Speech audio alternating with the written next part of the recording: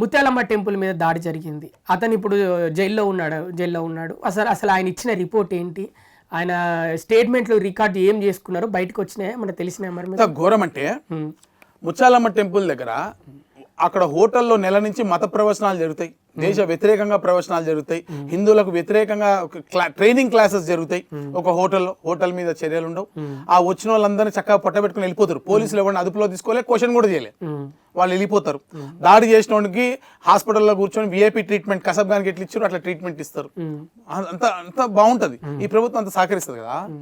అమ్మవారి విగ్రహం అంత ఇది చేసినప్పుడు స్వచ్ఛందంగా హిందువులు అండి, అమ్మవారి సికింద్రాబాద్ అంటే లష్కర్ బోనాలకు ఫేమస్. అమ్మవారితోటి కనెక్టివిటీ, గుండెతో సంబంధం ఉన్నటువంటి ప్రజలు అక్కడ అమ్మవారి విగ్రహం మీద దాడి చేసినప్పుడు తట్టుకోలేక ఆ రోజు నిరసన ప్రదర్శనకు వస్తే అటెంప్ట్ టు మర్డర్ కేసులు బుక్ చేస్తారండి. చూపిమనండి, అటెంప్ట్ టు మర్డర్, నా మీద కూడా అటెంప్ట్ టు మర్డర్ కేసు పెట్టారు.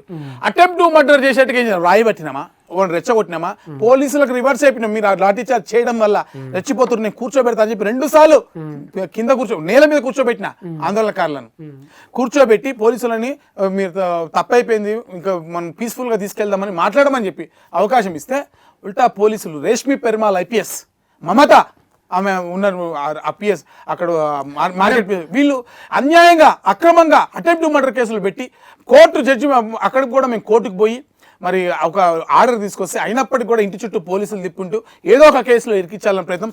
ఇప్పుడు కూడా ఇన్ని నిజాలు మాట్లాడుతుంటే ఇంటెలిజెన్స్ వాళ్ళు, పోలీసు వాళ్ళు అందరూ వచ్చి వెరిఫై చేసుకోరు. నా సిస్టమ్ హ్యాక్ చేశారు, నా సిస్టమ్ నా ముందు లైవ్ నోటిఫికేషన్ వచ్చిందని చూపించిన కూడా వాళ్ళకి, వాళ్ళందరూ కూర్చొని ఉంటే ఇట్లా నేను లైవ్ ఉన్నప్పుడు దాంట్లో అంటే దాని అర్థమైంది అంటే ఇంత నిఘా పెట్టి వీడిని ఎక్కడో ఒక చోటు ఇరికించాలి, ఏదో ఒక కేసులో పెట్టించాలి, గొంతు నొక్కించాలి. మీరు చూడండి, ఒక ఎఫ్ఐఆర్లు అయితే అసలు అక్కడ లేని వాళ్ళ పేర్లు పెట్టేసారు. కేవలం ఆర్గనైజేషన్లో గొంతెత్తుతారు, రేవంత్ రెడ్డిని ఎవరిని తిట్టిరు, ముఖ్యమంత్రి అందరి పేర్లు పెట్టేసి. మరోవైపు పోలీసులు ఏమని ఆరోపిస్తున్నారంటే బీజేపీ పార్టీ రూపంలో హిందూ సంఘాల రూపంలో రెచ్చగొట్టే ప్రయత్నాలు చేశారంట. చూపిమని నేనేమంటున్నా, నేను దమ్ముంటే నేను పోలీస్ ఇదే సవాల్ విసురుతున్నా. నా మీద అటెంప్ట్ టు మర్డర్ కేసు పెట్టినా కదా, నేనేం చేసినా వీడియో బయట పెట్టు, నేనేం రాయగొట్టాను. అటెంప్ట్ టు మర్డర్ కి సెక్షన్ అట్రాక్ట్ అయ్యేటట్టు నేను పోలీస్ డిపార్ట్మెంట్ సవాల్ విసురుతున్నా. ఈరోజు హోంమంత్రి ముఖ్యమంత్రి గారికి సవాల్ విసురుతున్నా. నా మీద అటెంప్ట్ టు మర్డర్ కేసు పెట్టినారు కదా, నేను ఏం చేసినానో నా వీడియోని బయట పెట్టారు. మీరు అంటే మీరు పోలీసులను కొట్టడానికి వెళ్ళిరా? అదే పెట్టమంటున్నా, ఉండాలి ప్రూఫ్ వాళ్ళ దగ్గర, అంతే కదా. ఇప్పుడు నేను పోలీసు పొడిచినా, నేను క్లియర్ గట్టి అయిపోయినా, మీ వల్లనే, మీ లాఠీ చార్జ్ చేయడం వల్లనే అవుతుంది. మీరు సైలెంట్గా ఉంటే కావాలని కొంతమంది పోలీసులు ప్రభుత్వ ఆదేశాల మేరకు అక్కడ దాంట్లో గుంపులో కొంతమందిని చొప్పింపజేసి వాళ్ళతో ఒక రాయి లేపించి ఒక టెన్షన్ వాతావరణం క్రియేట్ చేసి అక్కడ ఉన్నటువంటి మాబ్ని రెచ్చగొట్టేటువంటి ప్రయత్నం చేశారు, ప్రజలను రెచ్చగొట్టే ప్రయత్నం చేశారు. ఇది సత్యం.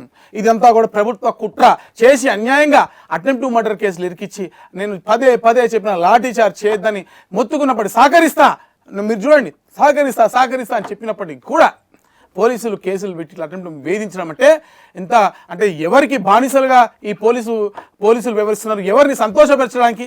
ఎంఐఎం పార్టీనా, అక్బరుద్దీన్ ఓవైసీనా, లేకపోతే మతోన్మాద శక్తులు ఇంకెవరైనా ఎవరైతే అక్కడ ట్రైనింగ్ తీసుకున్నారో వాళ్ళని సంతోషపెట్టడానికా?